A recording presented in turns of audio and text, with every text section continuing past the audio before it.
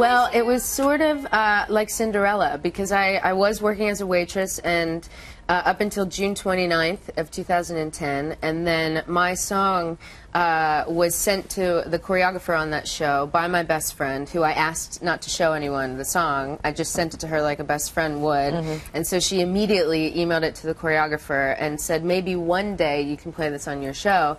And Stacy said, how about Wednesday? And so we had about 4 days to prepare, putting it up on iTunes and like making a record label, you know, and all this stuff. And then at 8 p.m. on June 30th, 2010, my whole life changed.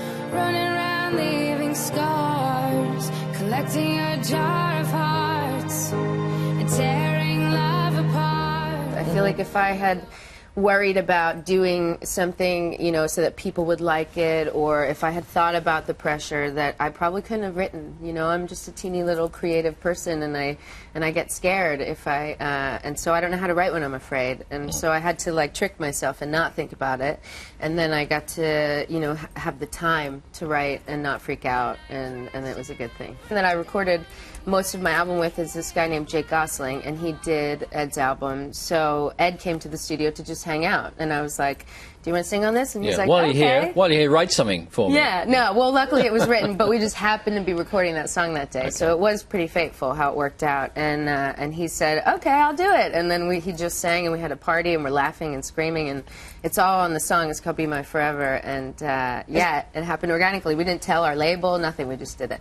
That's brilliant. And that will come out as a single, will it, at some point? It's a much happier song than some of the others. It's the happiest song I've ever written. Yeah, I almost have to apologize sometimes because I didn't even think I could write it. So it was pretty awesome as a songwriter. I pushed a couple boundaries, and I tried to write when I was happy. And when I fell in love, I remember thinking, oh, this is awful. This is so inconvenient. And I was dared by another British guy named Jamie Scott, and he said, I dare you to write while you're happy. And I was like, do you not know me? This is just not how I roll. Well, let's go. I can't help noticing, Christine, that you have one or two tattoos. I'm going to ask you, because you've got a lovely thing here on your... Can we see that on your finger? That's my British crown. Yeah. But you have tattoos there between your fingers. It says powerless. Yeah. Are you hang on, just go around there.